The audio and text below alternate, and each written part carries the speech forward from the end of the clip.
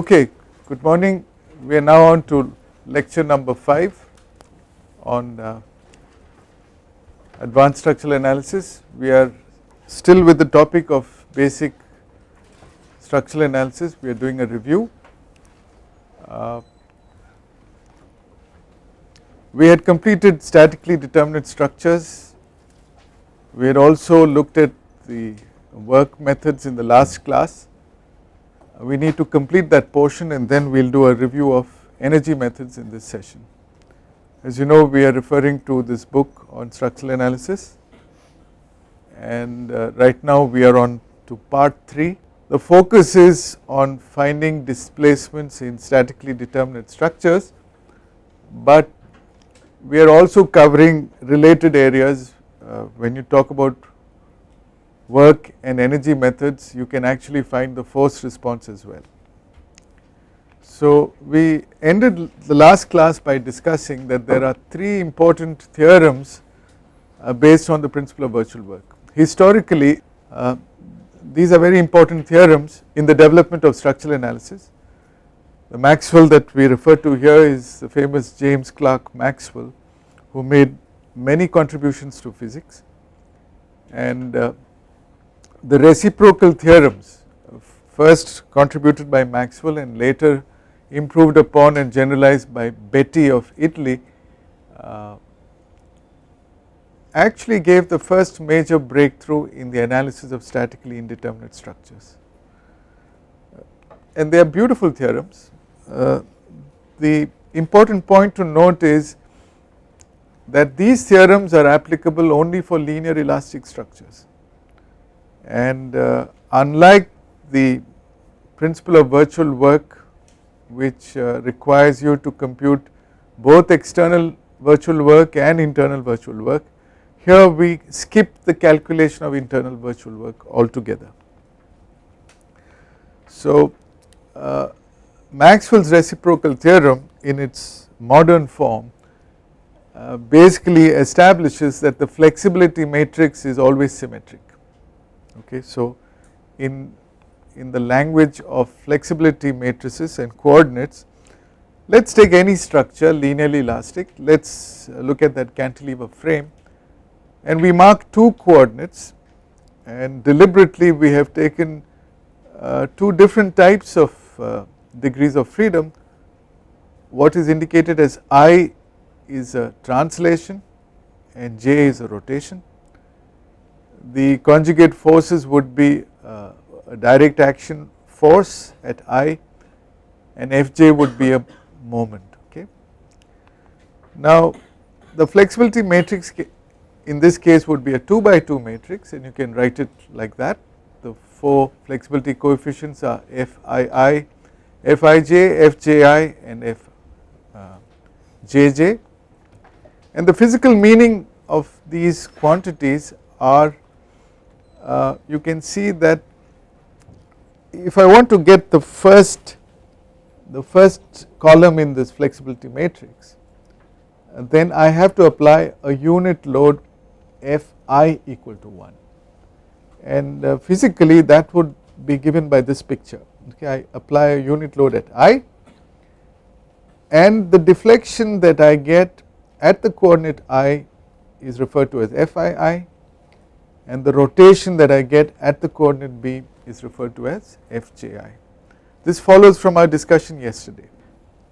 Similarly, if I want to get the second column in this flexibility matrix, I apply Fj equal to 1, which is actually a moment, and the rotation I get at the location where I apply the moment is called Fjj, and the deflection at this I location is Fij, right. So as do you recall, Fij is written in such a way that the indices I and j refer to I will refer to the effect location and j will refer to the cause location.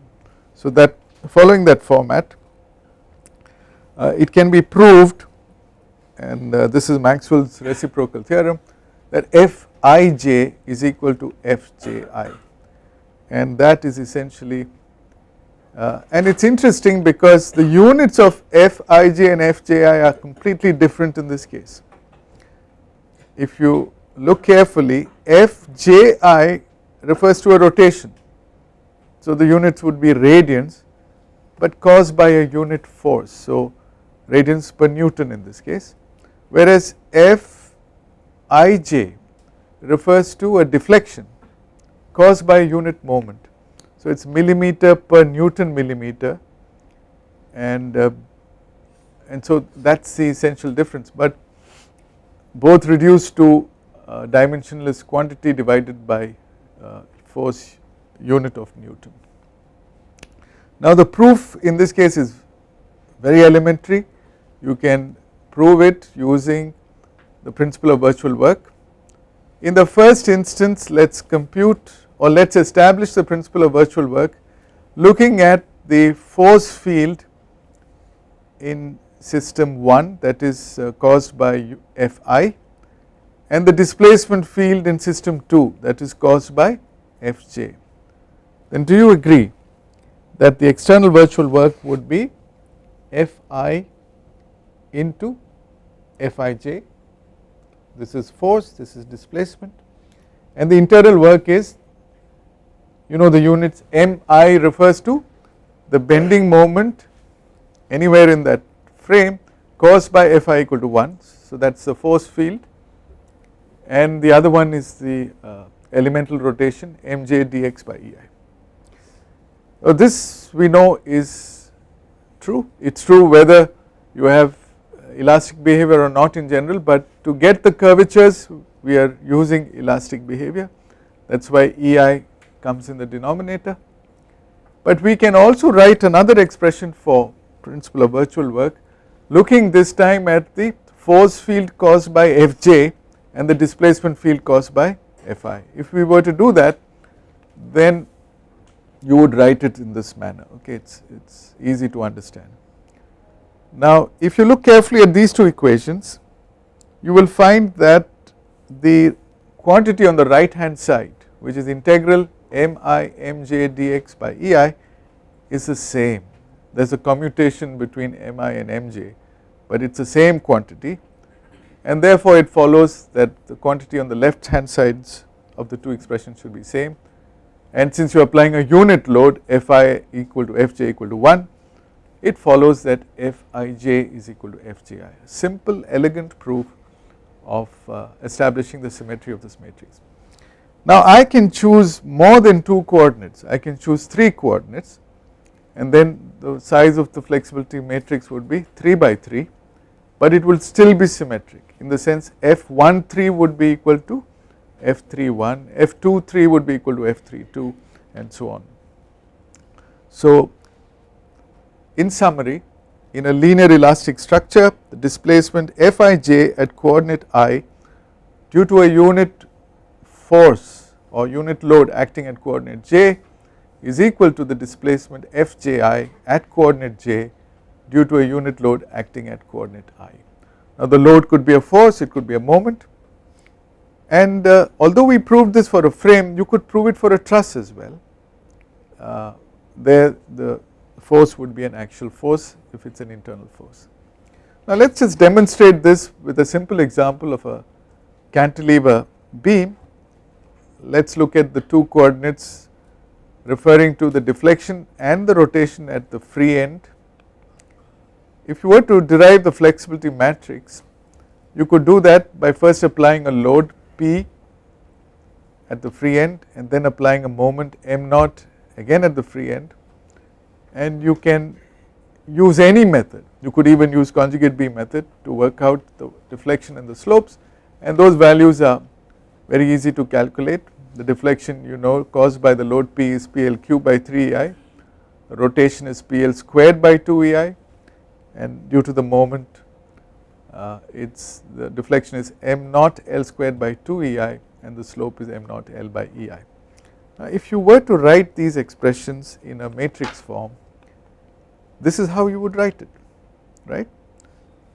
And you will notice that you can separate out P and m0 into the load vector, and the coefficient matrix turns out to be a property of the structure independent of the loading.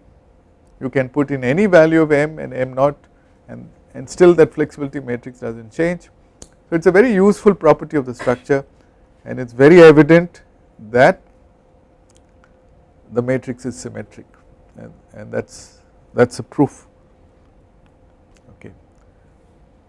Betti moved further and gave a more generalized expression of the reciprocal theorem.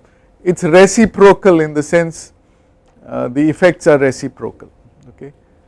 And here Betti talked about the entire system. So, you look at the force field system 1 and the conjugate displacements. So, you look at both the force field and displacements, but you need to look only at the joint forces and displacements. Do not worry about the internal forces and deformations. And let us say you have the same truss or the same structure, but a completely independent force and displacement field. So, we will label this as system 1, the top one, and the other one as system 2. And this is Fj1, Dj1, and this is Fj2 and Dj2. And if you invoke the principle of virtual work, you can easily prove that if you multiply the joint forces in one system with the joint displacements in the other system, obviously there is no correlation between the two, there is no cause effect relationship. We call it external virtual work, but it is really virtual. I mean, you are just multiplying a force with displacement disconnected with that force, but at the same location in an identical, in a clone of the same truss. That product is equal to the summation of the forces that you would get. I mean, this summation product, if you were to multiply the forces in system 2 with the conjugate displacement in system 1. Okay. So, this is really reciprocal, not only in terms of displacements but also in terms of forces, and this can be easily proved.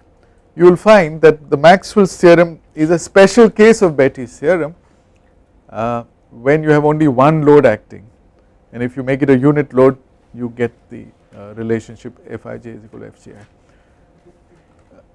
Put together, the two reciprocal theorems are often referred to as the Maxwell-Betti reciprocal theorems.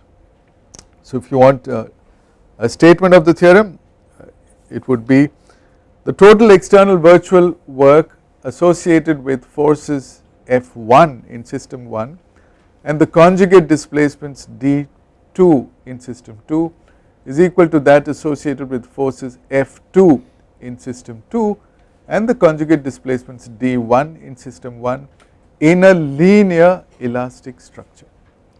Now, the word conjugate has a special meaning. It comes from the word conjugal, which really refers to a marriage between a force and a displacement, but they really refer to the same coordinate location. Okay. So, let us now see a demonstration of Betti's theorem. The first application of solving statically indeterminate structures. Here you have a two span continuous beam, and let us say that, so it is externally indeterminate. You have two equations of equilibrium to solve three vertical reaction unknowns. So, let us assume one of them to be the redundant, and here we have chosen the middle reaction Vb as a redundant X. Now, we will call the first picture as system 1 and the second picture as system 2. System 2 is virtual. In this system, we allow a movement of that support X, and you will see that the deflected shape would be like that of a simply supported beam supported at A and C, and let us say those reactions are Ra, Rb and Rc. So, we will refer to the deflection under the first load location as delta P here, and the deflection or the support settlement here is delta X. So, you have got displacements and forces in system 2, and you also have displacements and forces in system 1. We now invoke Betti's theorem, and you will find that the total external virtual work that you get when you multiply forces in the first system with the displacements in the second system is just P into delta P. Do you agree? Because none of the other external forces have any support movements that are non-zero. So your left hand side of the equation is P into delta P. But you also have X doing work, right? This X doing work, and X does negative work because delta X is in the opposite direction. So we would say the total external work is P delta P minus X delta X. Now you take the external virtual work caused by the forces in the second system with the displacement in the first system, and you will find that that product is 0, because there are only 3 forces here, RA, RB, RC, but they refer to supports in system 1 and none of the supports are moving. So it is a beautiful equation. You end up by discovering that X, the unknown X, is nothing but P into delta P by delta X, which means if you take the ratio of this deflection to this deflection, and that ratio times P is the amount of force that you get in this reaction. That is a fraction of P that is passed on as a reaction in the middle support. And actually in the early days they did measurements to prove it. Actually you can do this physically on a beam and measure the deflection, and that is your reaction. So it is a simple initial way of understanding indeterminate structures. And if you really had an exact solution to those deflections, and you can derive those by any of the methods that you know, including direct integration, conjugate beam method, virtual work method, if you have an expression for delta X and if you plug in the value of X equal to L by 2, then you can actually get the exact solution, which in this case turns out to be 11 by 16 P. Okay. But even if you did not have the exact solution, you get an approximate solution by just learning how to draw deflection diagram reasonably accurately and scaling them. So just wanted to show you something of historical value. Today we do not use those old methods because we have very powerful methods of finding unknown redundants. Müller-Breslau's principle is a powerful principle, and it is credited to both Müller of Germany and Breslau, I think, of England, who more or less at the same time came up with a powerful principle which helps us draw influence line diagrams. As you know, the influence line diagram is a diagram that is especially useful in finding a response quantity caused by the movement of a unit load along the length of the beam. It is useful in bridge design. It is qualitatively useful in building design as well. So here I have a 2-span continuous beam. I have positioned a unit load 1 which can occupy any position along the length of the beam, and I wish to find, for example, the support reaction RA. What do I do? Well, if I want to use Betti's theorem, then in the second system I allow for a displacement where RA is acting, which I can achieve by actually removing that support and deliberately applying a force Fa. So you agree that we get a deflected shape roughly as shown in this figure. Now if you invoke Betti's theorem and you refer to this deflection under the unit load 1 in the first system as delta X, then you can show that RA into delta A, this RA into this delta A minus 1 into delta X, minus because the two are in opposite directions, must be equal to 0. And so it follows that RA is equal to delta X by delta A, and that simple equation has a powerful meaning. It basically says that if you want the influence line for the vertical reaction in this 2-span continuous beam, if you want the influence line for RA, all you need to do is to remove the restraint, remove that support, lift up the beam by a unit displacement. If you put delta A equal to 1, then whatever deflected shape you get is the exact influence line diagram for the reaction. So that is a very powerful principle. And even if you were not to put a unit displacement, you gave it some arbitrary displacement, then the shape that you get represents the influence line diagram to some scale. If you normalize the deflection so that the deflection is unity, then you get the exact influence line diagram. And this can be proved for any response function. It could be applied to bending moments, shear forces, and so on. So it's a very beautiful principle called the Müller-Breslau's principle. So the statement would be the influence line for any force response function in any linear elastic structure is given by the deflected shape of the structure resulting from a unit displacement corresponding to the force under consideration. And an interesting thing to note, and I want you to give me the answer for this, is that if the structure is just rigid, if it is statically determinate, the influence lines are always straight lines. If they are indeterminate, as in this case, they are not straight, they get curved. Why is that so? It's a good point to reflect over. Why is the influence line diagram for a continuous bridge made up of curved lines, but for a simply supported bridge they are all straight lines?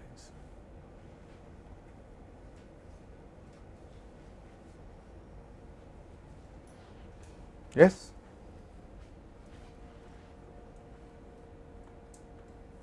Yeah. But statically indeterminate structure, if you give a displacement which is equivalent to some indirect loading, there will be bending moments coming into the picture which will cause. Okay, in the deflected shape, and so the influence lines are there. Yeah, that's one way of arguing it out. But perhaps a more simple way is to go back to the realization that the force field is related to the displacement field. Structures are statically indeterminate because they are over rigid, they are over constrained more than the minimum required, right? So if you remove those additional constraints, you get back a just rigid structure, and if you remove a constraint from a just rigid structure, then it becomes a mechanism. You understand? If you take a simply supported beam and you remove one support and you move the structure, then you have a rigid body. It behaves like a mechanism. Is it clear? But if you had a two span continuous beam and you removed a support, it's still statically determinate, it's still just rigid, it can still take loads. So that's the difference. Is it clear? So your answer is also correct. So that's another way of looking at it. Right. Quickly, it's nice to qualitatively draw influence lines diagrams. It's very easy. If you want the influence line for the support reaction of a propped cantilever, you just lift it up. If you can write the exact expression for y of x, which is now possible because you have many techniques of doing that, then you actually have an equation for that influence line. And I would like you to try drawing the shapes of the influence line diagrams qualitatively, okay, just the shapes for RA, RB and RC quickly. Just draw the shapes of the influence. RA we have already drawn, okay. Can you draw the influence line diagram shape for RB and RC? Just the shape, and the value will be unity at some location.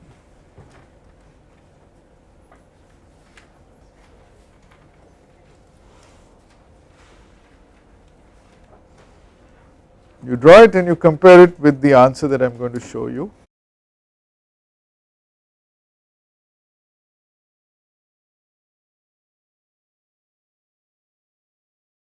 This is one diagram, okay. This is the diagram which we did in the previous problem. This is for RA, agreed? Why is the value negative in the sector BC?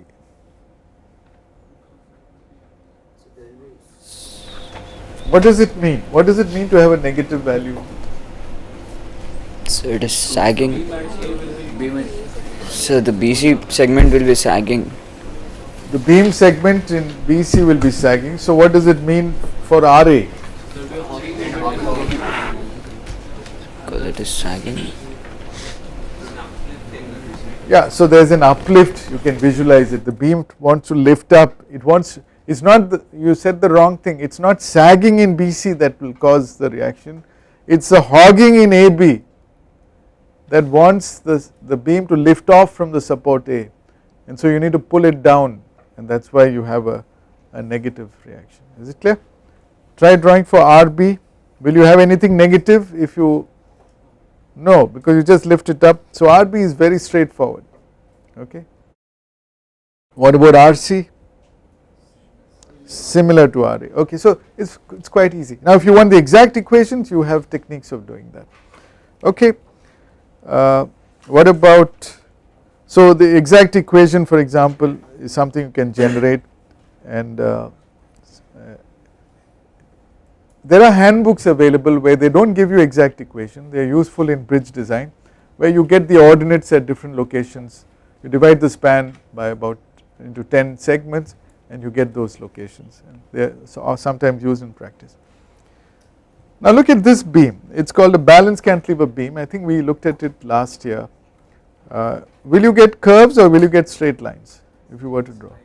So in this case you get straight lines, but you can still use Müller-Breslau's principle. Now I have marked here locations G and H and J. Can you try drawing the influence lines for the bending moments at, let us begin with J and then G and then H. So what you need to do is to find the influence line for MJ. What should you do? You put an internal hinge there and move it either up or down. If you move it up, then you will get positive values, which is what you should get for sagging moment. So you should follow a sign convention, but you can also try drawing and getting the support reaction at A and B. Can you try that? Influence line for support reaction at A and B and so on. It is very easy. You remove the reaction at A and you lift it up. How will this move? So we have done this earlier. You get a series of lines. They are very easy to do. They are all straight lines, and once you catch one value you can catch the rest of it. So we have done this earlier. So I would like you to recall what we did. Okay. With this we wrap up virtual work and work theorems, and we go straight away to the next topic, which is energy methods, right. Now specifically we look at energy methods that help us solve problems of finding unknown forces that need to satisfy equilibrium, and also energy methods that will help us find out unknown displacements, right. So mostly we will be using Castigliano's theorems, which you have heard of, 1 and 2, but it is good to know the origin of these theorems, and they come from the principle of stationary total potential energy and the principle of stationary total complementary potential energy, and they have very wide applications. Energy methods are not usually very well understood by students, it takes time to really understand. So let us do a quick overview. Now you recall I had asked you this question earlier. If you have a cantilever beam, for example, and if you have a mass at the free end, you can replace the beam with a spring, both have elastic behavior, and let us say the static deflection is delta static. In the undeformed configuration you have potential energy in the mass but no elastic energy in the spring, and both are forms of potential energy. And in the deformed position you have the mass has lost some potential energy and the spring has gained some potential energy, that is elastic potential energy. The other one is the gravitational potential. Are these two quantities equal?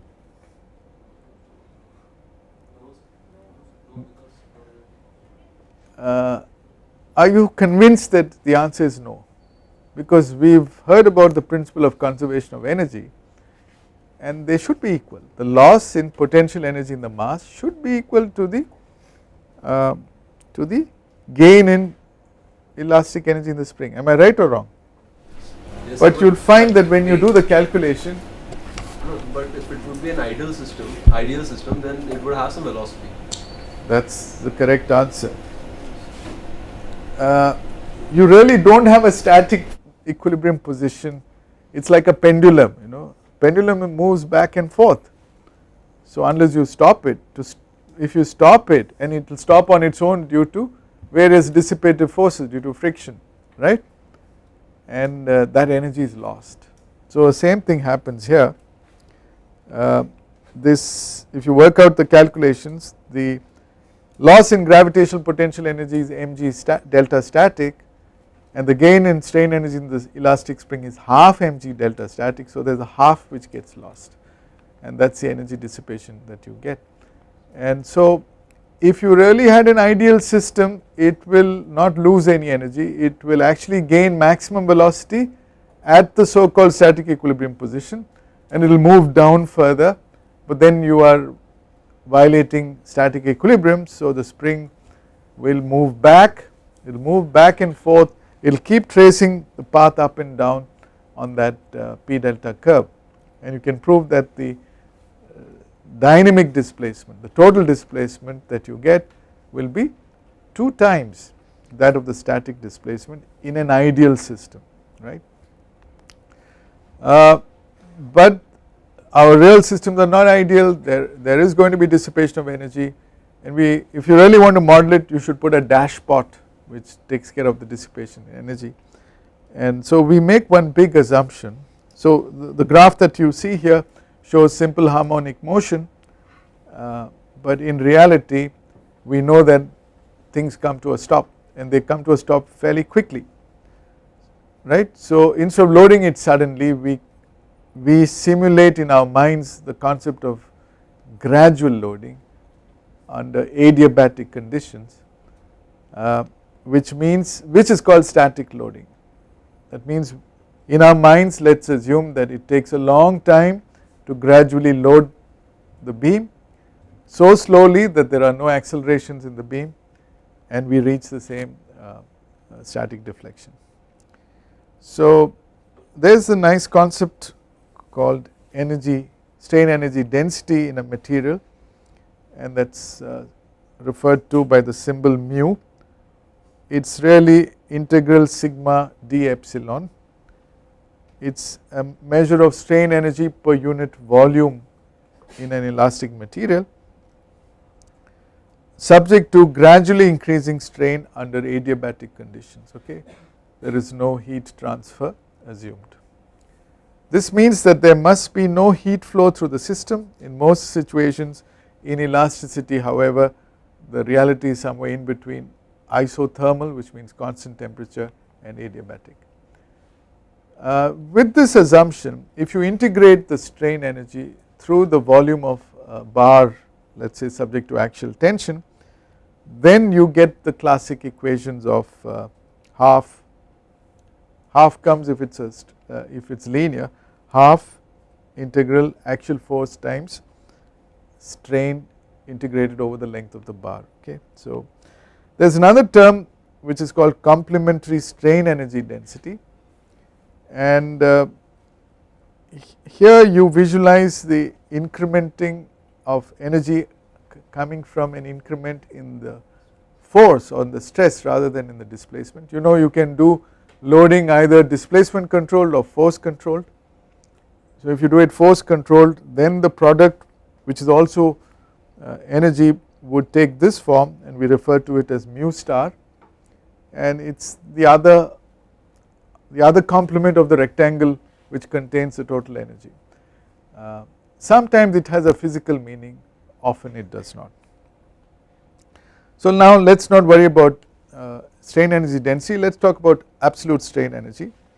Let us talk of a non-linear elastic system where you can prove that the total strain energy is the area under the curve when you have gradual loading, and ideally you can visualize strain energy as a form of internal energy in an elastic system as the work we need to perform in order to lead the system gradually from the undeformed configuration to the deformed configuration.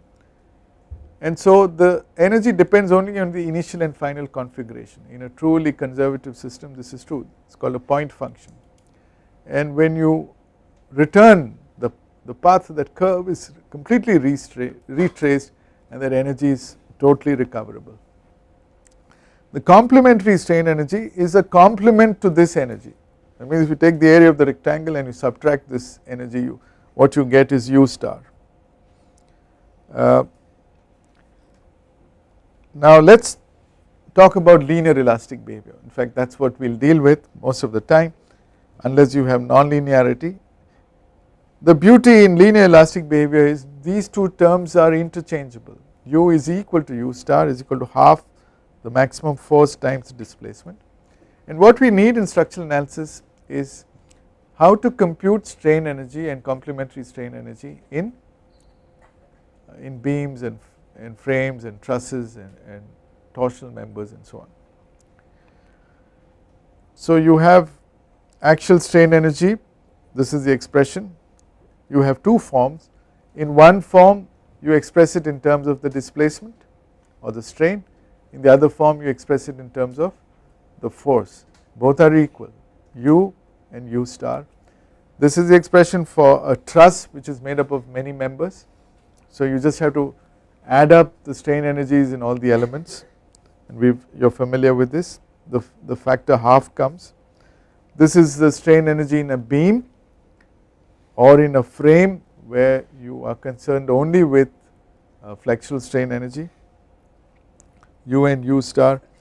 This is strain energy caused by shear, which is usually neglected. We will see later that it is not always negligible, and you have the torsional strain energy. Okay. Now in all these expressions you will find some rigidity terms appearing. For axial strain energy the rigidity term is EA, it is called axial rigidity, a product of the elastic modulus and the cross sectional area. For the bending term you have EI, which is flexural rigidity, it is a measure of the stiffness, it is a product of the elastic modulus and the second moment of area. For shear rigidity you have GA dash, and that gives us the shear strain energy, and GJ for a prismatic circular section, J is the polar moment of inertia, she is the shear modulus. For non-prismatic sections and for non-circular sections you do not have a case of pure torsion, you have warping coming in place, you have some distortion coming into place.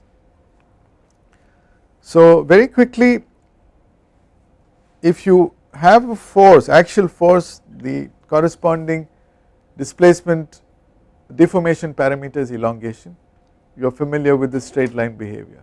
This is what you get in a truss member. In a beam, let us say a beam subjected to constant bending, the radius of curvature is constant, so the angle subtended is theta naught, so theta naught is curvature into L, and so the conjugate of bending moment is rotation, and the slope of that line is EI by L. So EI by L is a measure of flexural stiffness. In the first picture EA by L is a measure of axial stiffness. If you do not have uniform moment, then it is some EI by L into some multiple, some 2 or 3 or 4 or 5 or whatever. Similarly here, if you are talking about shear strain energy, and let us say you have a beam subjected to constant shear force, then the shear deformation is delta naught, which is the shear strain gamma, which is constant for that segment into the length of the element, and the slope of this, which is a measure of shear stiffness, is GA dash by L. Where are these terms used? You know about shear walls in buildings, right? If you have a very tall building and the wall is narrow in length, then it will behave like a beam. So you have mostly flexural strain energy. If you have a short squat shear wall and it resists lateral load, then the predominant energy would be shear strain energy. Okay, and if you have a wall which is of intermediate size, then you have both these stiffnesses coming into play. So if you want to be exact, you should not ignore shear deformations and include their effect. Similarly, the displacement the deformation that you would relate with torsion would be the angle of twist, and the slope of that line, here is a shaft subject to pure torque, is Gj by L. Next question, if I have a beam or any elastic body, and if I apply some load and it has a strain energy U1, then I applied independently some other load and it has a strain energy U2, and if I apply both these loads simultaneously, would the total strain energy be U1 plus U2? No. Why not? Because there will be. The So on the graph we can. So you can understand this when you draw a graph. You are right. You will find that the two triangular areas caused by F1 and F2 are what you would get independently U1 and U2. But you have to take the total area under the curve, which includes this rectangular segment. What does that area represent, that rectangular area? So of the when first system that does work on the second system. Right. So you first applied a load F1 and the system underwent a deformation D1. Then you applied F2 and F1 is also going to move, but not caused by itself but caused by another agency F2, and that movement does not have a cause effect relationship, so there is no half coming in, so it is a solid quantity. So that is the portion that we tend to miss out, and you can prove that additional strain energy delta U is square root 2 times square root of U1 and U2. This can be easily proved.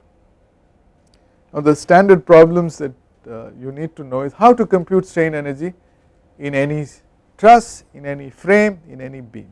So very quickly we will go through this example, we have done this earlier.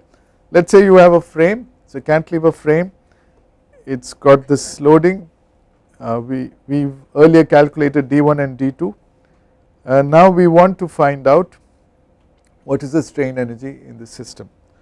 So let us do it exactly, that means let us compute all the strain energy components that is possible. A frame will have in general bending strain energy, shear strain energy and axial strain energy. Now please note, we are actually computing the complementary strain energy and we are invoking the principle that is numerically equal to the strain energy. So the formulas are half integral m squared dx by EI plus half integral s squared dx by GA dash plus half integral n squared EA by dx, representing the bending, shear and axial strain energies. One question I need to ask is, why do we have GA dash? What is this A dash? A dash is a reduced area of cross section. Why don't we take the full area of the rectangular section? Total area is not subjected to total shear stress, maximum shear stress. You should take the average of it. That's right. You see, under flexure you have non-uniform shear stress. It's not like direct shear where you have the uniform shear stress. If you had direct shear, you could use GA, but you have non-uniform shear stress, and you can prove that you have to get an equivalent area. It's usually a reduced area, and it's that area divided by 1.2, for example, for a rectangular section, and that factor is called a form factor. Okay, so let's quickly do the calculations. You have a rectangular section, it's easy to calculate I, the second moment of area, is BD cubed by 12, the area is B into D, and the reduced area, the shear area, as A divided by 1.2 for a rectangular section. The elastic modulus E is given to you, and the shear modulus is E divided by 2 into 1 plus mu, which is Poisson's ratio. So you have those two material properties. Then you can find the three rigidities just by multiplying. E into I will give you flexural rigidity, E into A will give you axial rigidity, and GA dash will give you shear rigidity. Okay, we will just quickly go through the concept. We have done this earlier. Your first job is to analyze this frame. You can easily draw the free body diagrams and then draw the bending moment, shear force and axial force diagram. We have done this earlier. You can use these three diagrams one at a time to actually compute the energy quantities. Let us take flexural energy. So this is your bending moment diagram, which, and we are going to prove that the flexural energy is the predominant energy. You can do this integration. It is integral m squared dx by EI. You have to do it in parts because the bending moment diagram is changing, and you can do it. This is a hard long way of doing it. Is there an easier way of calculating this? Yes, you can use volume integral, you can use the area multiplication method, and it is much faster. Okay. Let us take the second case, which is shear strain energy. This is very easy to do by the area multiplication method. You just have to multiply this diagram with itself, and then you also have the axial strain energy, and you have the three quantities, and when you add them up you will find something very interesting. That is, the bending strain energy here is 109.705 Newton meter, shear strain energy is only 0.58 and axial strain energy is only 0.30, and the total is 110.6. So you can clearly see that you can ignore shear deformations and axial deformations. It is like assuming that the shear rigidity is infinite and the axial rigidity is infinite, and that is the reason why this assumption that we frequently make in structural analysis when we deal with frames is justified. But there are exceptions, and if you want to be accurate you can include those effects as well.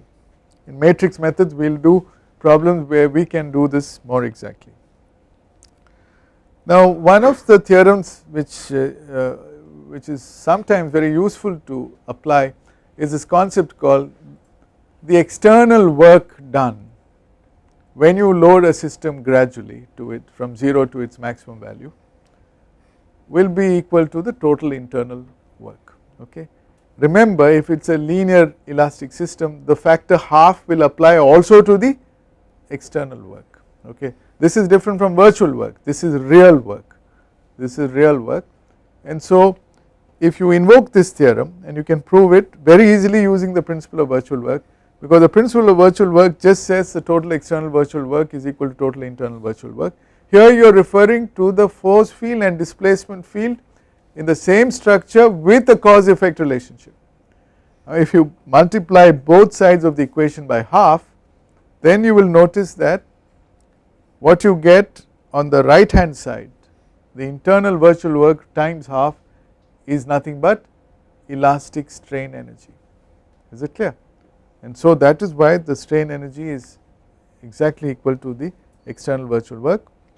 But if there is some initial strain energy locked into a system, and often you have that, for example when you load rolled steel beams, you have some residual stress locked into the beam, then actually you need to subtract that part, because it is only the incremental change in energy that you are measuring and you are calculating. And you can actually prove Betti's theorem using this formulation, and if you apply one system first and then the other system, and you change the sequence and you write the two expressions and you compare the two expressions, you can end up proving Betti's theorem. So this is an alternative proof. So you can prove Betti's theorem either following the path of the principle of virtual work or invoking this energy theorem, and similarly you can prove Maxwell's reciprocal theorems. Okay, and the proof is clear. We will stop here. Thank you.